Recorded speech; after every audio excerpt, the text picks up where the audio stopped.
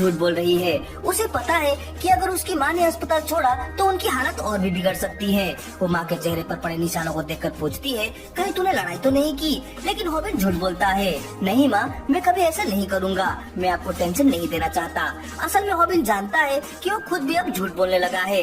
वो सब कुछ छुपाता है ताकि उसकी माँ परेशान ना हो। इसके बाद हॉबिन $200 अस्पताल में जमा करता है ताकि माँ का इलाज चल सके। हॉबिन सोचता है कि ये $200 उसके पूरे हफ्ते की कमाई के बराबर है। वो मैकडॉनल्ड में पार्ट टाइम जॉब करता है। अगर वो स्कूल के बाद हर दिन काम करे तब भी वो सिर्फ $30 ही कमा पाता है। उधर उसके नए क्लासमेट्स तो सिर्फ एक लंच ब्रेक में $200 बना रहे हैं। ये सब सोचकर हॉबिन का गुस्सा फूट पड़ता है। वो खुद से पूछता है, क्या सच में समाज में कुछ गड़बड़ है? मेहनत करने वाले पीछे क्यों रह जाते हैं? उसी निराशा के पल में उसे थोड़ी उम्मीद की किरण दिखती है जब उसकी सहकर्मी बोमी उसे मुस्कुराकर हाय कहती है। हॉबिन बोमी को बताता है कि बीफ पैटीज कहाँ रखी है और बाकी स्टाफ मेंबर उन्हें लाने की पेशकश करते हैं। बोमी उस रेस्टोरेंट की स्टार है, एक तरह की आइडल। उसे देख हॉबिन का मूड अचानक अच्छा हो जाता है। इसी बीच अचानक वहाँ आ धमकता है पैको और वो लाइव स्ट्रीम कर रहा होता है।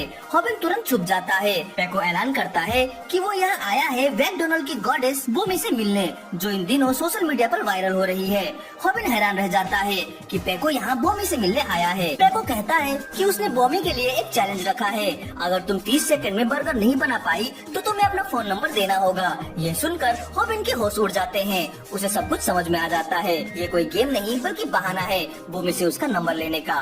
वो जानता है कि जिस बर्गर की बात हो रही है उसमें 10 से ज्यादा इंग्रेडिएंट्स होते हैं और उसे 30 सेकंड में बनाना नामुमकिन है। पैको ऐसा दिखाता है कि उसने ये चैलेंज मजबूरी में लिया है क्योंकि उसके दर्शकों ने दबाव डाला। लेकिन हॉबिन समझ चुका है कि ये सब एक्टिंग है। बाकी स्टाफ भी कहता है, हम में से किसी के पास भी बोमी का नंबर नहीं है। सब सोच में पड़ जाते हैं, क्या न्यू यूट्यूबर सच में कुछ भी कर सकते हैं? तभी सब हैरान रह जाते हैं जब हॉबिन सामने आकर बताता है कि बर्गर बन चुका है। उसने तो उसमें एक एक्स्ट्रा पेटी भी डाल दी, वो भी फ्री में। फिर वह पैको से कहता है कि अब आप जा सकते हैं, आप हमारे ग्राहकों को डिस्टर्ब कर रहे हैं। पूरा माहौल पलट जाता है। हॉबिन खुद से धीरे से कहता है, मैकडॉनल्ड का राजा मैं हूँ। बाकी वर्कर्स उसकी बहादुरी और स्मार्टनेस की तारीफ करते हैं।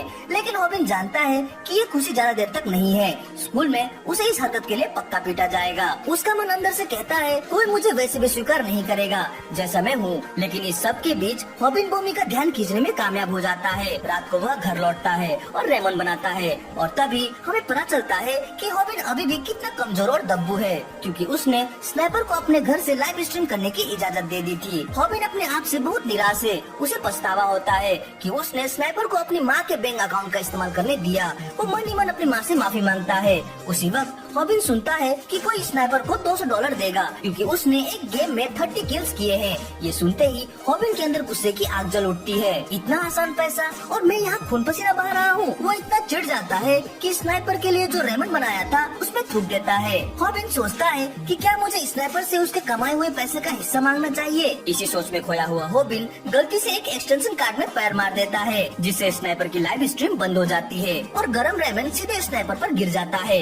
हॉबिन माफी मांगता है, ये सब बस एक एक्सीडेंट था। लेकिन स्नाइपर गुस्से से पागल हो जाता है, $200 का नुकसान कर दिया तूने। हॉबिन फिर कहता है, ये गलती से हुआ, जानबूझकर नहीं। लेकिन स्नाइपर उसे गालियाँ देने लगता है और हॉबिन को बेरहमी से मारने लगता है। जब हॉबिन खुद ही अपने घर में पिटता है तो उसे एहसास होता है कि यह कितनी बेहद अपमानजनक और दर्दनाक बात है। मार खाते खाते स्नाइपर एक घटिया बात कहता है, तेरी माँ को कैंसर है और ये तेरी गलती से ही है। बस अब हॉबिन का सब्र टूट जाता है। वो गुस्से से तमतमाकर पहली बार स्नाइपर के चेहरे पर एक जोरदार मुक्का मारता है। पहली बार हॉबिन ने किसी को पंच किया। अब दोनों के बीच जमकर लड़ाई शुरू हो जाती है। हॉबिन को लगता है लड़ना उतना भी बुरा नहीं जितना मैं सोचता था। दोनों बिना किसी रोक टोक के एक दूसरे पर हमला कर रहे हैं, लेकिन उन्हें यह अंदाजा नहीं होता कि कैमरा अभी भी ऑन है और लाइव स्ट्रीम जारी है। कहीं और उनकी स्कूल की एक लड़की पूरी लड़ाई लाइव देख रही होती है। जब लड़ाई खत्म होती है तो हॉबिन एक एड्रेनालिन उतारता है और अब उसे अपने जख्मों का दर्द महसूस होने लगता है। लेकिन ये दर्द ही एकमात्र परेशानी नहीं है। अब वह सोचने लगता